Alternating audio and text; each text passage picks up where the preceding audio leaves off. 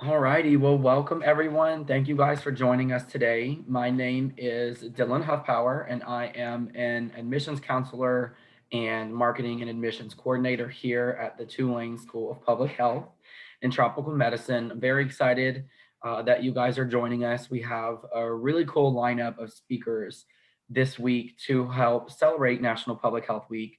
And obviously, going through a pandemic, a lot has changed.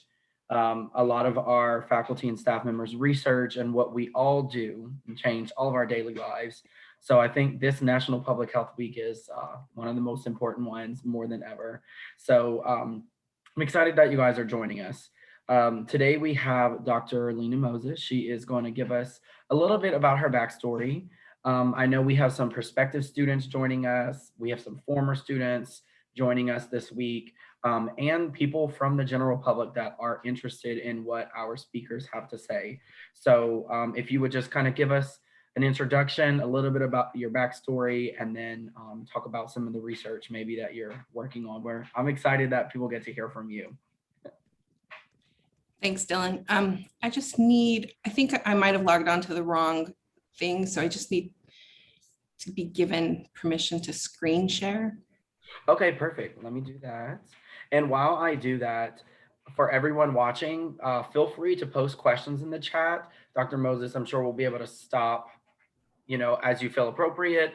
I have some questions that I want to ask if we have a chance, but everyone will have a chance toward the end of the call for you guys to add input and question as well. So super.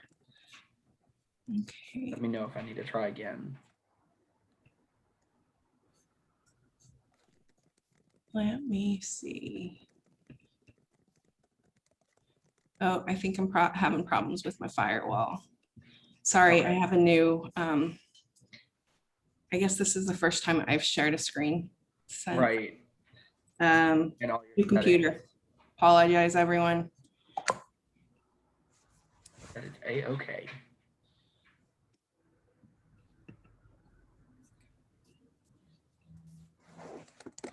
All right. Okay. Let us start from the very beginning. There we go. Sorry, you guys are going to see my entire that is okay as we go. But yeah, so thanks for the I'm sure everyone's used to the technical difficulties. I'm usually pretty good at this now that I've had lots of practice. But I'm really excited to be here on the first day of National Public Health Week. So I want to just go over a little bit of how I got to where I am now, and then would love to hear from all of you about what you're doing as well. So the title of my talk is Fighting Epidemics from Ebola to COVID-19, and really it is about challenges to how we infuse evidence-based response into crises, right? And so that is incredibly challenging and something that I'm still learning from. But really kind of what my talk is gonna kind of be is really this. It's basically what happened when a public health nerd, me, stumbled upon an outbreak, and really how it's shifted how I do public health and how I do research. So way back when, I'm from Utah and I grew up there, but I come from immigrants. So my mother was born and raised in Japan and immigrated over here. My other side is, I come from Idaho potato farmers. So grew up in this really beautiful area where the environment had a huge impact on me and the culture that I was surrounded with. So I have 3 brothers, and you can see here the snowbank at one point, this was after plowing, was higher than we were. And so now in the Salt Lake Valley, we don't see that anymore. And a lot of that has to do with pollution that's occurred within the valley itself, but also we have a lot of climate change that's impacting everyone's lives and will continue in the future. So my background, I went to Utah State University for undergrad and studied anthropology. And really some of the big things that I learned from there is that health is really fundamental for quality of life. I was really interested in, so my mother was an English as a second language teacher. So when I was growing up, I was exposed to so many different cultures from so many different places, many of whom lived in really extreme conditions and from very resource limited settings. And so that always really interested in me. So I went and did anthropology to really learn about all these different cultures.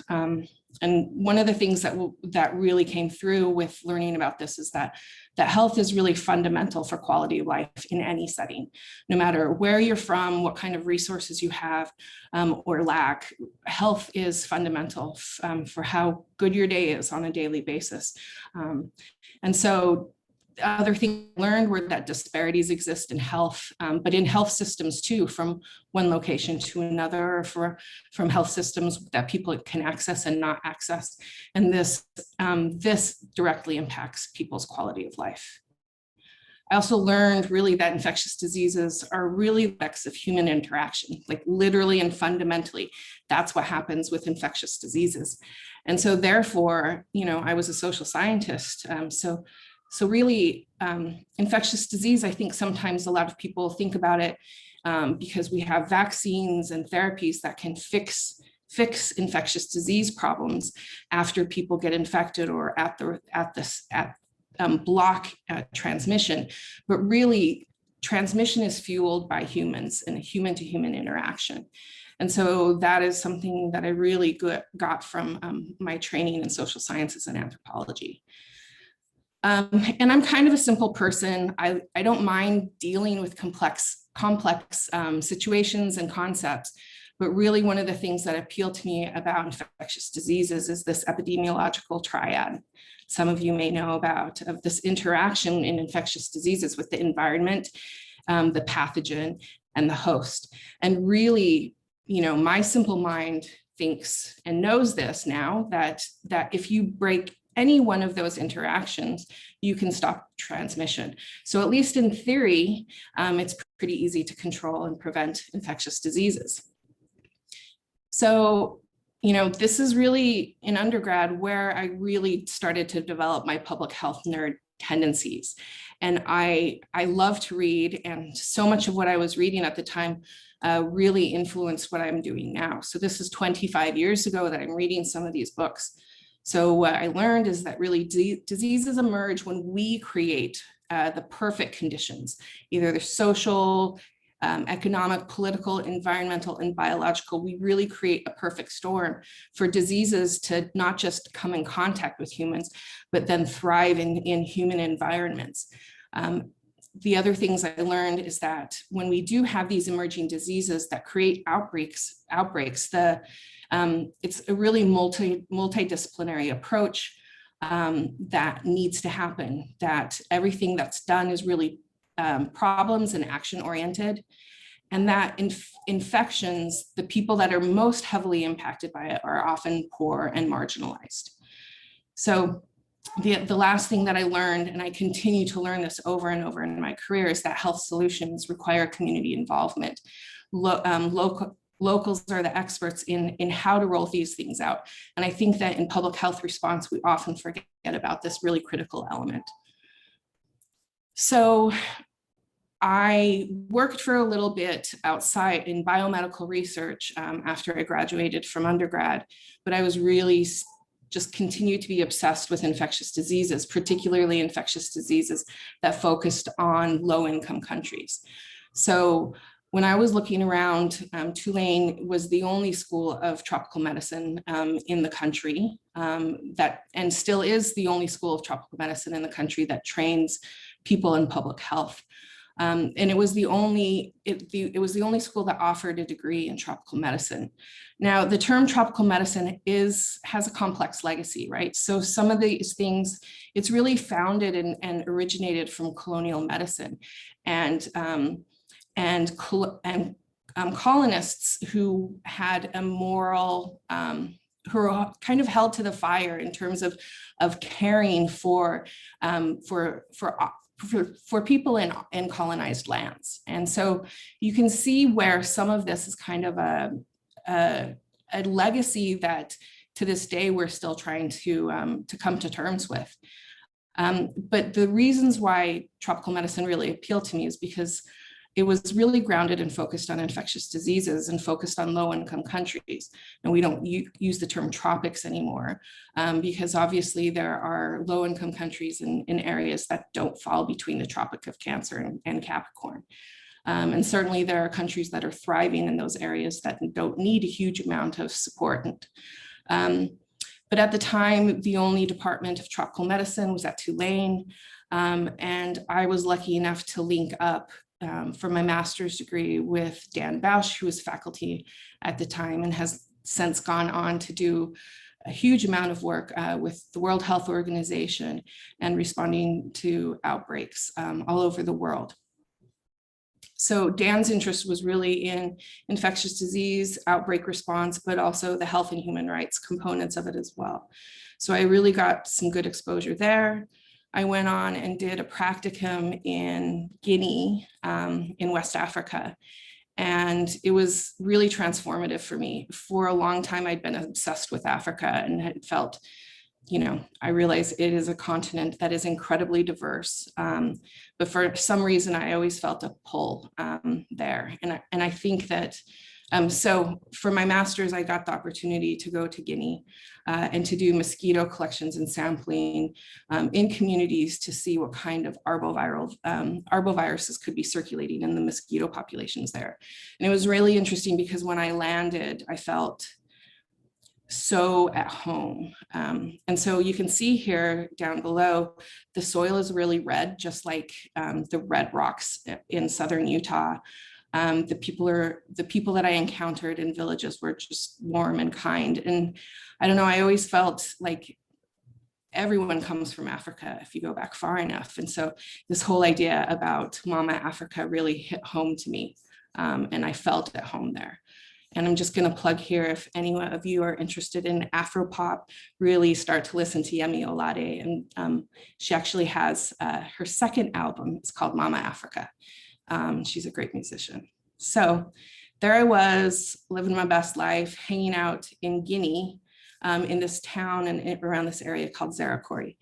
And I'll come full circle back to Zerikori in a minute. So then I moved on to my PhD and started working on this disease called Lassa. At the time, Tulane continues to have the Lassa fever program in Sierra Leone. And from 2003 to 2014, it's really existed of this team of focused on Lassa fever laboratory diagnostics, epitope mapping for things like vaccines and therapeutics. And then I started to build out this ecology and epidemiology branch to really look at what was happening in villages and in communities where this disease was really rampant. So just a little bit of background on Lassa. So first of all, I need to say that the stats on Lassa are horrible. There's an estimate that 300,000 infections occur every year, but if you go back and you actually look at the studies that this is based on, they're really not that good. And they were done back in the 80s. So population growth hasn't really been factored into this. The same thing about the number of deaths. And we have this huge variation of how many people actually die of Lassa in hospitals. And so there's really a huge amount. When I started working on my PhD, there was so much that was not known about Lassa. So really prevention and control focused on treatment with ribavirin, this old antiviral. That's really, we still don't even know exactly what it does. And we really don't, and there's no vaccine that's available, or at least commercially available now. So what we do know is that the reservoir, or the animal that normally houses this virus, is Mastomys natalensis, this cute little mouse over here you can see on the left. And it's the most common native rodent in Africa. And it's definitely a problem for humans, both in food security, because it's really good at damaging crops. There's estimates in Kenya that this rodent can destroy up to 50% of all crops during certain population explosions with the rodent. And it transmits lots and lots of pathogens, including Lassa fever. And Lassa is this disease that is a hemorrhagic fever. It can cause internal hemorrhaging mostly, but some external hemorrhaging. And it really is difficult in the early stages to distinguish between anything else. And even in the final stages, it's clinically indistinguishable from another disease that is often associated with viral hemorrhagic fevers called Ebola. So Lhasa to me was and is still my first love and my major passion. So I was really, really clamoring for some funding for this, right? So I had a conversation with Gates Foundation. So this is me. So Lhasa is really, really important in West Africa. We actually have no idea about it at all. We don't know how many people get infected. We don't know what kind of disease burden, long-term disability. So can you please give me some money? And I will develop some evidence-based prevention and control. And the word that I heard from Gates Foundation is, sorry, Lhasa fever is way too overfunded. And for me, I knew that that was not true, at least not the things that I wanted to do, of course. So this is the double-edged sword that we're dealing with here with Lhasa and many other diseases that are considered high threats, right? So Lhasa fever is a biosecurity threat, and it's often used in this context.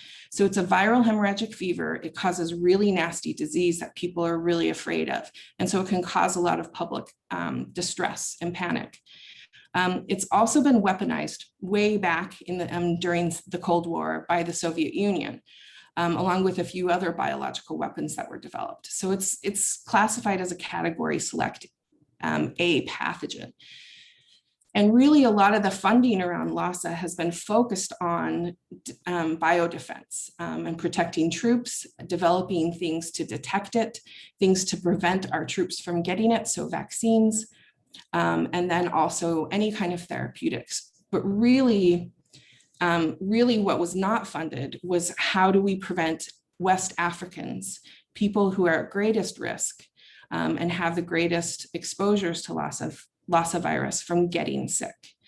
And so some of the things that I focused on in my dissertation was really looking at the environmental relationship, how houses are constructed, and the relationship people have with rodents and the relationship rodents have with people.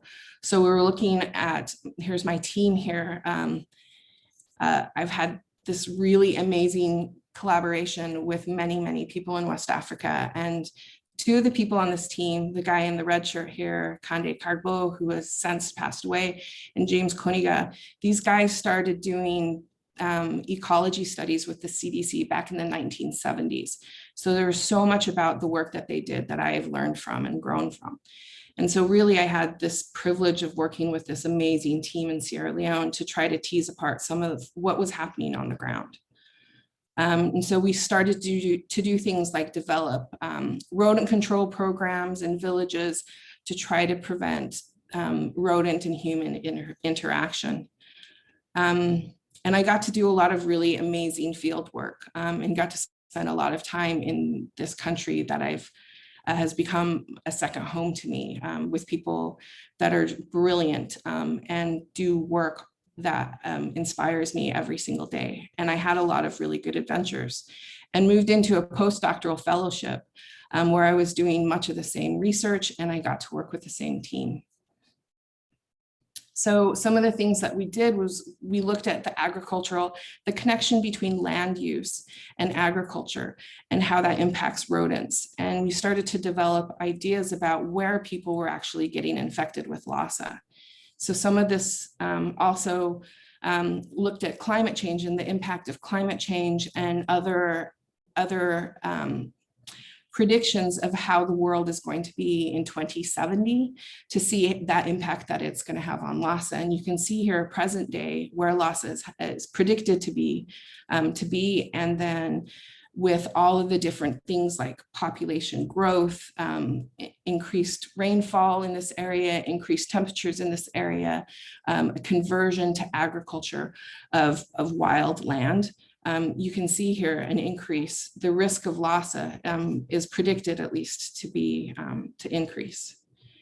So I'm sitting there doing my postdoc, living my best life and really enjoying my time tackling Lhasa. And I get this email. For those of you who are interested in infectious disease and don't know about it, ProMed Mail is a listserv where anyone can submit reports, and they're not validated or confirmed, but it's a communication tool globally where people can send requests for information and find out about outbreaks that are happening globally. So I've subscribed to this listserv, I think, for the last nearly 20 years. And I'm sitting there in Sierra Leone, and on March 22nd, we get a notice that Ebola, hemorrhagic fever, has popped up in Guinea, not too far from where I did my master's research, and in this town called Gekidu, in a smaller town called Miliandu. And here am I, over here, you can see the little Tulane symbol here. That's where I'm doing my postdoc work on Lhasa. So immediately I got pulled into the outbreak response. I'd done case investigations and disease surveillance in collaboration with the Ministry of Health for Lhasa. And at the hospital that we worked, there was a clinic that could deal with Lhasa fever patients. And because the same protective measures and biosafety measures that are needed for Lhasa are also needed for Ebola, the Ministry of Health started sending Ebola patients to Kenema, where we were working. And Kenema quickly became the epicenter of the Ebola outbreak in Sierra Leone. So by September of 2014, the place that I had worked for many, many years was transformed into a huge Ebola treatment center. And really, it was a hodgepodge of different international actors, local response, a postdoc that had never done anything with Ebola before, but was just trying to be helpful. And really, this place became notorious for the tragedy that ensued in West Africa during this horrible, horrible epidemic. And it was all over the news, the kinds of things, the healthcare workers that died at the site. Many of them were friends, but also the fact that we had a robust and eventually by September 2014, effective Ebola response. And as the disease spread across Sierra Leone into many areas, we managed to really tackle it effectively in Kenema. So this is the cumulative numbers of Ebola cases in Guinea from beginning to end. And the green line here is Sierra Leone. So Sierra Leone was one of the toughest places to control Ebola and had the highest numbers. And if you look at this epidemic in the context of other Ebola epidemics, you can see here that the largest Ebola epidemic before this time was 425 cases back in 2000 in Gulu, Uganda. So it was unprecedented, and I can't emphasize what that means in terms of the scale. No one ever imagined that it would ever get this bad for Ebola. And so it was really transformative in a lot of ways. So you can see here, this is the epi curve specifically for Sierra Leone. And I'm not sure how well you can see these boxes, but these are the times that I spent on the ground in Sierra Leone, in Kenema primarily, responding to the epidemic. And it was really, it changed how I viewed what I do and what I want to do. And then in September of 2015, this is when I came on as faculty at Tulane in the School of Public Health. So this is really what I learned from this epidemic. And the biggest thing is that public health saves lives. I saw directly every single day interventions that were and actions that I did, that I had impact on, that my colleagues had impact on, the people that I trained had impact on, that was literally saving people's lives at the time. And I don't know how many people at such an early stage of their career get the privilege of having that kind of exposure. The other thing that I learned is that I really need to do better. So a lot of the things that I had learned, a lot of the perspective that I had in terms of how to do research and where to have impact, this outbreak really challenged me. So I learned a lot about outbreak response, about how multidisciplinary it is. I learned about all the different, what they call operational pillars. So infection prevention and control, surveillance, case management, all of these things. And I actually teach a course on this in the undergrad program on how to do effective outbreak response.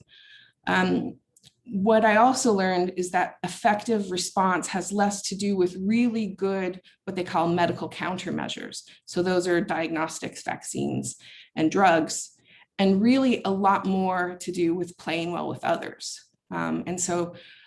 Doing and rolling out operations in an effective way. And I think that a lot of the focus that we spend and the money that we spend and the personnel that we spend on research is really not focused on this element of how do we do things better. So I also learned that public health depends on a functioning health system, basic sanitation and hygiene, and communities as partners in their own health. I also learned that it's really important to be useful. And if being useful in an outbreak response is not your primary goal, you're probably not going to have a good impact, and you're probably going to actually get in the way of things. I also learned that public health successes are often unsung, unrecognized, and sometimes very difficult to quantify because we're preventing things from that may happen. And so how to document that, I think, is really challenging. I also learned that public health research only matters on the ground when it's translated into action. And most of all, I learned that it's important to be a team player. It's important to understand that you are part of something much bigger than yourself, and you're important, but not too important. And I would say, and I'm going to try not to get choked up on this, this was a really hard lesson to learn because I had a lot of colleagues that were also learning these lessons, but unfortunately got Ebola, and many of them did not survive. All right, so sorry, I can't talk about that without crying a lot. So anyone know what this is? What sport? It's actually a sport. How many of you actually know what this is? Anyone? Rugby? Yeah, it's rugby, right? So rugby is my favorite sport, and there are a lot of reasons for it. And I think a lot of the reasons why I like rugby are a lot of the reasons why I love public health too. So elements in rugby. Each position has a specialization. There's a specific role for them to play, and all the players are well trained to know how to do their particular position, and often understand what the other positions do, but really their area of expertise is what they're good at. There's also a position for every type of person. So here you see the scrum half, and the scrum half is often a smaller person, very scrappy, kind of pesky in terms of personality, because what they try to do is they need to grab the ball from the hooker right here. The other thing that I think is really important to understand about rugby is that every position is essential for success. And you see these numbers here, those numbers are assigned to a specific position, not to a person. You don't see anyone's names on the back of these jerseys. So really you become part of a swarm of people. Each person has their job, and their numbers are their positions are designated by the numbers. So you can see here, the 4 and the 5 are locks. The 1 and the 3 are props. The hooker is in the middle. So everyone kind of loses their own identity to become part of this broader collective effort. And so really they must learn to work seamlessly in order to succeed. And I've seen this with every single outbreak response. And this can be applied there as well. So if you guys are not so into sports, then I would recommend, if you're into poetry and more leaning towards that, read this poem called Famous by Naomi Shihab. And I think that the biggest things about this is that being a cog in a really, really important wheel is actually can be transformative. And so I think that's really what public health is about. So this is what public health is not about.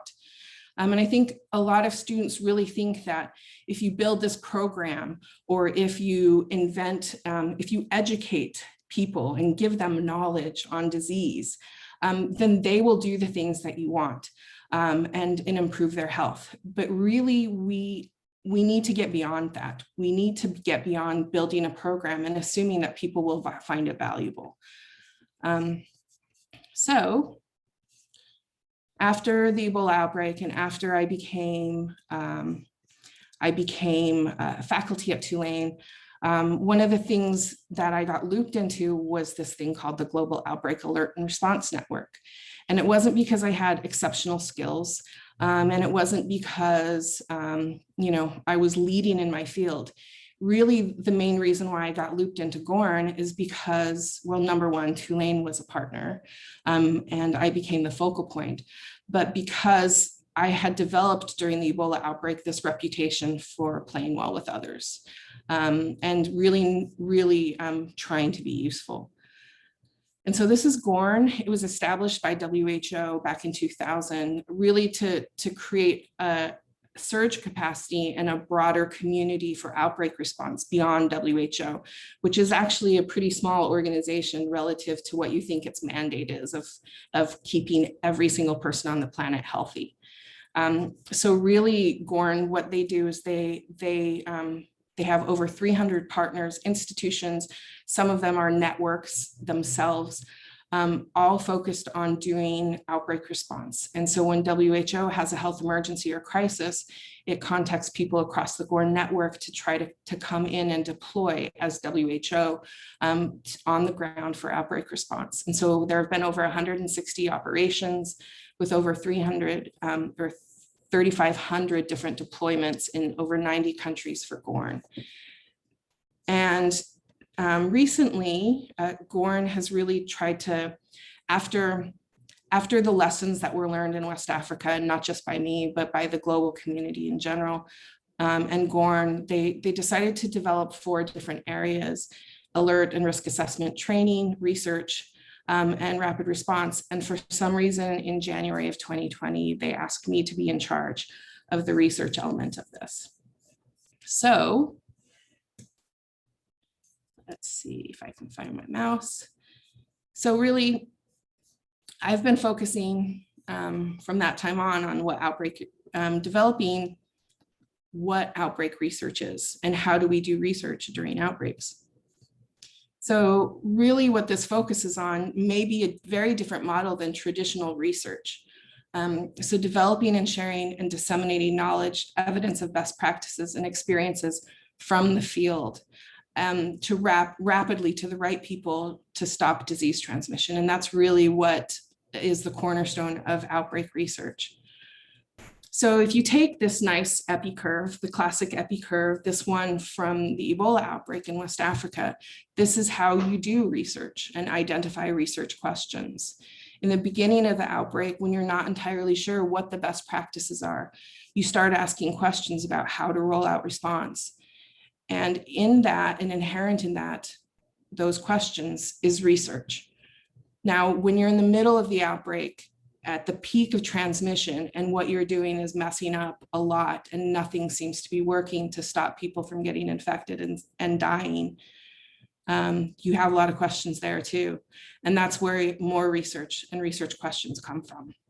And then at the end, when you've figured out how to do this better, and people stop getting sick and people stop dying, what you want to do is you really want to identify what you did right. So that also is research. So this is tricky because once you start this and when you say, I'm going to go do outbreak research, you don't really know what the research questions are. But the thing is, you need the results right away. You don't have time to wait for a publication. So you need to get these results to the right people right at the right times. And we need to actually not publish it. That's not the end point. We need to package it in a way that is effective and implementable for really, really stressed out, busy people that are involved in the response. So really, that's kind of what we're developing with GORN research. So what outbreak research is not or shouldn't be is really a means to publish or boost your academic or scientific profile. It's really not a pathway to advance or make new technology relevant. If the technology fits the context, then it's going to be used. So it's also something that takes away or interferes with what we're doing in actual outbreak response. So a lot of times it's very different from the kind of research that we do, where getting a publication is really important. And this is challenging because a lot of our traditional models for doing research rely on funders that are not used to doing research this way. So a lot of the times we're doing conventional research. And although it might be what I call pragmatically innovative, which means that it's innovative in terms of solving problems, it may not be the sexiest research out there. It may also be very specific to one context rather than generalizable, which is a lot of what we do in public health is try to make our findings generalizable. And it may not be scalable. So what works in one village or in one region, we may not be able to replicate that on a large scale, maybe because it requires too many resources. And a lot of times it's not really publishable because it's not very innovative. And sometimes people won't fund it. So it's really challenging to do outbreak research. But what we've really tried to do is develop this iterative cycle during outbreak response, where we are identifying what's not working in the field and then asking what we can do better. Doing the kind of research that's impactful and important, and then feeding it back into what we're doing on the ground and transforming how we do things on the ground. So this is where I'm at. December 30th of 2019. This is just a couple of days before I take over as the lead for Gorn Research. And I'm sure all of us are familiar with this story right now, but on December 30th, we get this urgent notice from the medical administration and of Wuhan, the Wuhan Municipal Health Committee, of the treatment of pneumonia of unknown cause. So a cluster of cases of pneumonia that were popping up in Wuhan. Oh, sorry, I didn't get this removed, but on December 31st, we get an official report, and this was sent across ProMed as well, of 27 cases of viral pneumonia that had popped up in a wholesale seafood market here. So WHO was notified. And I was in Sierra Leone at the time reading my email and saw it there. On January 5th, just a few days later, 59 patients were reported instead of the 27. And they had already developed some pretty robust response measures of isolation and treating cases, searching for cases, contact tracing, closing the market down and carrying out environmental decontamination. So you can see here, there's the clinical aspects of the response, the surveillance and epidemiological aspects of the response, but also infection prevention and control.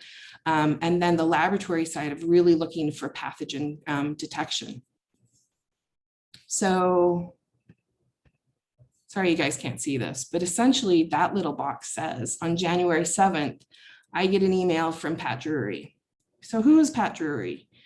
Pat is the head of Gorn, and he is a WHO employee that basically manages Gorn on WHO's behalf. And he sends me an email that says, hey, are you watching this, this pneumonia that's happening in China right now? Me knowing about ProMed says, yep.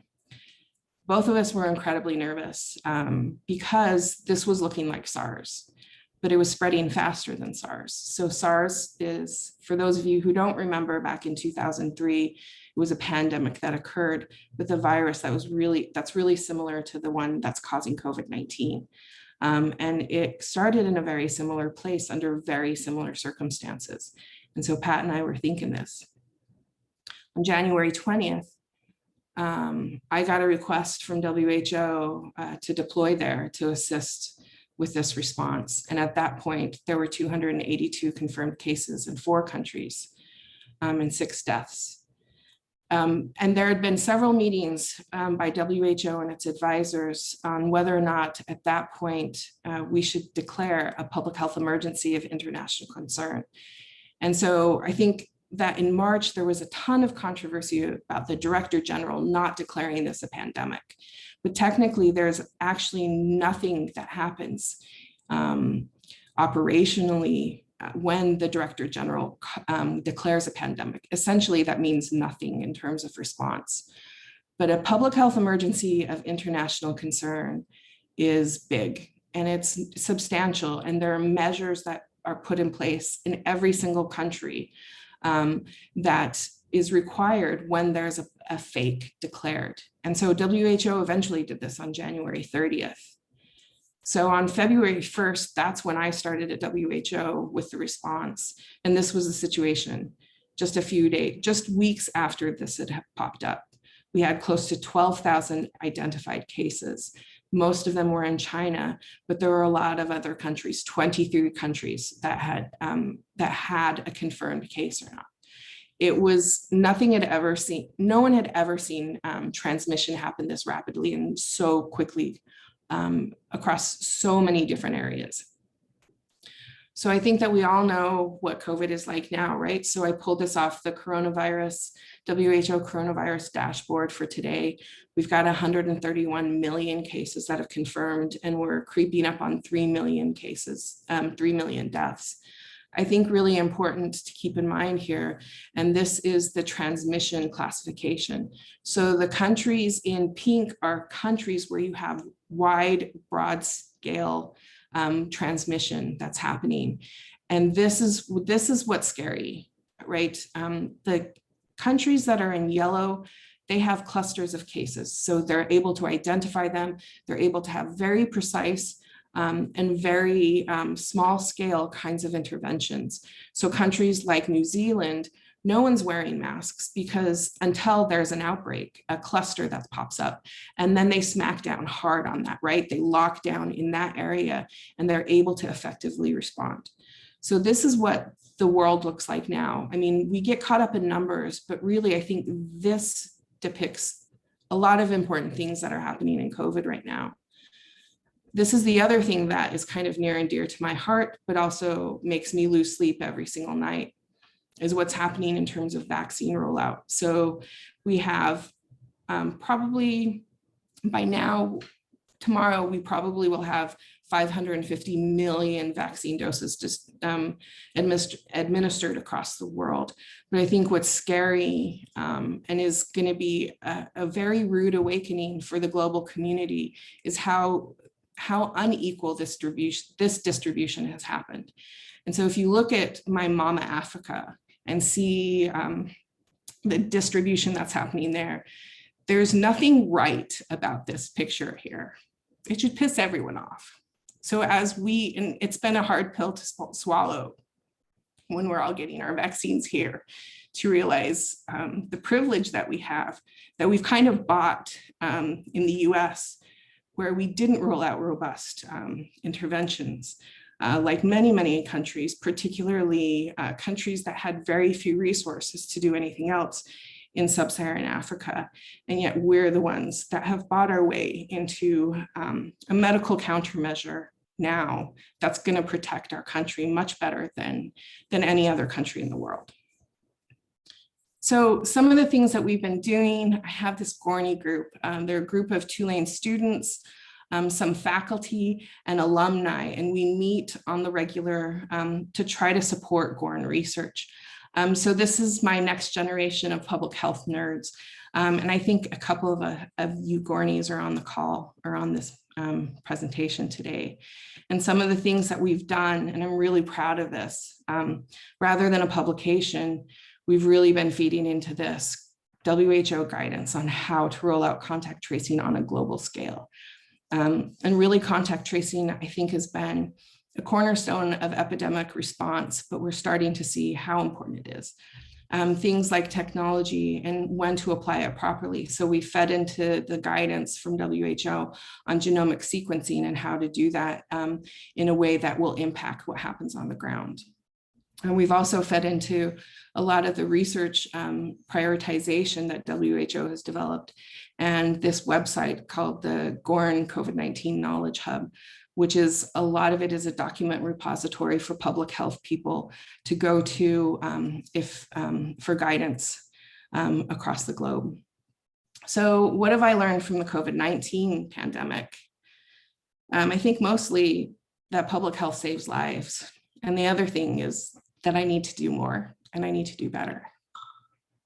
So I think it's really important to think about this. What I've learned from the COVID-19 pandemic and what we have learned from this. Keep in mind that on January 1st of 2020, we knew nothing about SARS-CoV-2. We knew nothing about COVID-19, absolutely nothing. So the amount of information, the evidence base that we're building right now, and all of the measures that we're putting in place is actually knowledge that was acquired incredibly quickly. There's a huge amount of knowledge. Just about everyone working in health research has worked on COVID-19 in some way or another. But we really need to manage this knowledge better. And then I think the thing that really comes to light with this pandemic is that we need to improve health systems. So we need to improve public trust and value for public health. We need to improve its information systems, and we really need to build up a broader and bigger public health workforce. So for those of you who are really inspired to go into public health right now, I don't think there could be a better time. So one of the things, though, that I'm struggling with this pandemic, for me personally, it's very different from the Ebola epidemic in terms of how untouched I am. I'm lucky enough to be able to work mostly remotely. I'm coming from my house, from my dining room now. I've had 2 vaccines. I don't have PTSD from this epidemic. I'm struggling to make sure my kids get schooled and educated and don't fall behind. There's so many things that are, I'm very aware of, that other people are essential workers or are losing money. Their livelihoods are being threatened right now. And so this is really something that is, now that I'm in a position where I never thought I would be in, where I'm actually influencing literally the global public health response to epidemics, really trying to make sure that we get this better the next time, and there will be a next time. So a couple other things on the front. There are 2 ongoing Ebola epidemics right now, and my Gorney group is really working their tails off to support this as well.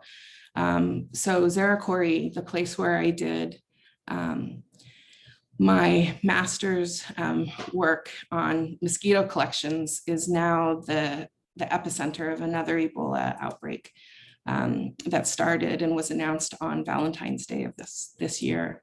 And then the Democratic Republic of the Congo has its 4th Ebola epidemic in the last 5 years. So we're working there and really excited to be working with so many Tulane students to really build the response and support these kinds of efforts. So I think that's it. That's all I got. Well, I definitely want to say thank you for that. I think your emotion and your presentation shows how passionate you are, and I think that's why you are so great at what you do. And I think the world of public health needs more people like you. So I am very glad that we had people view this today, because I think this was an excellent presentation that I can't wait to share with others. But if anyone else has any specific questions, we have a few more minutes.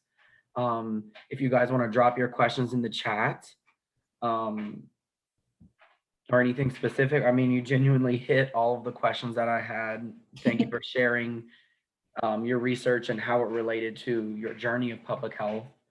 I don't know if, while we wait for any questions, if you have, what is maybe one piece of advice you have for someone who wants to be a part of the good fight in public health, but they don't maybe know what's that next step yet? Yeah, I think there's a few things. Well, first, I just want to acknowledge, it looks like one Gorney is on the call, Bethany Hollenberg. So Bethany, do you want to, I don't know if you can turn your camera on, but wave at least. Bethany's been with us since the beginning, really pulling in a huge amount of hours to really build out the response and supporting Gorn. So what I would probably say in terms of how to get into public health, I think come to the realization that about 80% of what you do is going to be boring and tedious. And not necessarily, and once you learn the reasons for what you're doing, the emails you have to respond to, the Excel spreadsheets and the charts and how that's going to impact actual people's lives, I think you're going to start to understand how important you being that cog in that really important wheel is. And so I value what I do, even the tedious stuff now. So don't be too unwilling to do grunt work. Really take advantage of every experience that you have. Maybe you don't get the practicum you want, or that first job out of school that you want, but you're going to learn lots and lots of things that you can apply in the future. And so there's no opportunity that's wasted. If you start down one path and realize that you don't like it, then that is not a waste of your time. You're just refining what you want to do. So I think all of those things are really important. I'm starting to see some questions pop up now. And so if you want to get involved with the Gornies, email me. So that is, I'm putting my email in the chat. Just send me an email. And my world is crazy right now. I get about 250 to 300 emails a day. So if I don't respond, the best way to reach me is to bump up and send another email, and it'll appear at the top of my inbox. But I apologize, I'm a little overwhelmed with emails right now. So question from AC, you mentioned it's important to be useful during outbreak response. So what do you do early to make sure that you're doing something that's useful versus harmful? Do you mean early in the response or early for you in your career? Early in the response. So I think one of the biggest things to do is, and one thing that we're learning to do better is engaging communities. I think the best way to do that is to work with partners that have been in communities for a really long time and know their communities well. Identify the assets and the resources that are on the ground, that exist on the ground, that you can loop in and partner with. So in many outbreaks, I see a lot of the private sector, so businesses that are never engaged. And a lot of times in public health, we don't want them to know too much because we're afraid that they may pull out. But I think that really engaging them, they have the bottom line that they want to protect. And we've seen in this outbreak how critical and how impactful epidemics are on the economy. And so I think that we need to engage private sector actors too, much better, but really communities. Make sure that you're partnered with communities, make sure that you understand what their concerns are and what their resources are, and make sure you answer questions and you listen and you leverage those resources that they have and those assets they have to make sure that you have the greatest impact in communities. So if you like, Bethany said, if you like reading lots of reports about infectious disease, oh, it's an awesome place to be. So I think Bethany's talking about the Gorney. We also have an infectious disease journal club as well, if you're interested in that. So Juliet was asking, for those of you who are exploring different career paths in public health related to outbreak response, you work as an infection control specialist at a hospital in the Louisiana area, or the LA, Los Angeles. LA, like Los Angeles. Cool. So yeah, in New Orleans, LA looks is a little different. Understandable. Yeah, I realized that after the fact. Oh, cool. Yeah. So Juliet dropped her email there. So infection prevention and control, I think we're really obviously is critical for Ebola. It totally fuels Ebola epidemics. And so when we're talking about health systems, infection prevention and control, it's no wonder that in health facilities that have no running water, Ebola spreads, right? And it didn't spread in the US. So infection prevention and control, we're seeing that with every single epidemic and this pandemic for sure. And so, yeah, definitely IPC is huge, right? So infection prevention and control is huge. And it's a really big field that I think is going to become much, much more specialized. So hopefully we'll start to peel out some more training. So one of the things that I'm doing now is I'm the director of MPH programs here at Tulane for the School of Public Health. And some of the things that we're doing is trying to develop certificates that people can develop special, really special skills in. And so one of the things we're looking at right now is infection control. So yeah, Juliet, great to see you on the call. Any other questions? I have a question. I actually just Summer. wrote my PHA on community engagement in sub-Saharan Africa, and I focused on Ebola, both in West Africa and the DRC. And one of kind of the main points that came up like through qualitative studies were that kind of the emergency managers and the formal response organizations that were pretty much touting CE as best practice, they actually didn't believe in it, like on the ground response capacity. And you mentioned that in your talk as well. So I was wondering kind of where you see the most disconnect. Is it in that aspect, or do you see it in other aspects, and how you think that can change? Great question, Summer, and great to see you, or at least hear you on this seminar. But so what I would, it's, you know, community engagement and effective communication, community engagement is relatively new, believe it or not, in many other fields like conservation, in environmental aspects. It's in conservation. You know, there's been much better engagement, I think, and participation with communities, mostly because they have to be relevant and they have to be useful.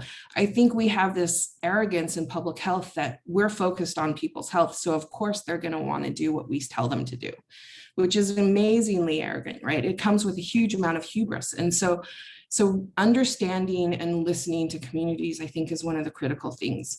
I think there are many, many people who lesson after lesson after lesson of epidemic response, they have this idea that they now will acknowledge that community engagement is really important. But a lot of these people are nuts and bolts people, and they want to know exactly what to do. They want to follow a standard operating procedure. And we haven't really developed that with communities and community engagement in a robust and validated way. The other issue is that sometimes you just can't. One of the things that I think is really important when you go into an outbreak is listening with humility. And I think this is a problem across public health in general, is really seeing communities as partners, but also experts in their own area. Me going into West Africa, the only thing that I had to offer was my public health training, but working and partnering with communities, I'm the researcher, I'm trying to get information from them, right? So who's the expert? If I want their information and they don't care much about mine, you know, who has the valuable knowledge? So I think one of the things that I've come to realize working in public health is that there's lots of different knowledge out there. And what I bring to the table through my 27 years of education are just certain puzzle pieces that fit into a larger and broader puzzle.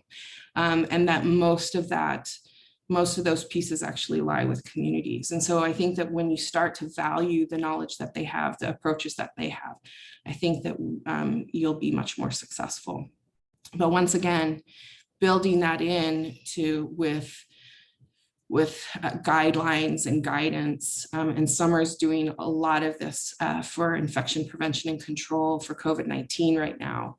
You know, how do we do that in packages where we go into response with trained people that know how to do good and proper engagement? So how do we train them in public health practice? And then also the kinds of procedures that are established, how do we do that? I think it's really challenging. It's really actually an important part of outbreak response now, and something that we need some people who think out of the box to actually help to contribute to. So baby steps. It's still in its infancy. So a couple of questions about Journal Club. If you're not at Tulane right now, I'm in charge of it. I'm the faculty advisor, so yeah, come on by. We're doing everything on Zoom, so it's a great time if you're not in New Orleans to participate in Infectious Disease Journal Club. And Bethany posted the email of the person that you need to email up a little bit earlier. So anything else? So Angelica was saying you're a public health nurse, but earned your BS in anthropology. Yes, anthropology to me is kind of the foundation of everything that I learned, my moral compass. So yeah, definitely. So all of you anthropologists out there, good on you. Anything else? I will be sending out the recording of this to you guys later. It'll be posted to the school's YouTube page, and I'll probably share it on the website as well too. So you will have the link if you guys ever want to come back and rewatch it or share it with others as well too. And anyone, if you have any questions, about this, about public health in general, about what to do with your life, shoot me an email. We can set up a time to talk. I also just put in the link to the rest of the programming for National Public Health Week. We have some other really great presenters and speakers from our school that are going to be speaking throughout the rest of the week. So please feel free to check out that link. We have an open house coming up on the 21st and the 22nd. So you can learn more about how to become a public health professional by pursuing your education at Tulane. So please feel free to reach out to either of us.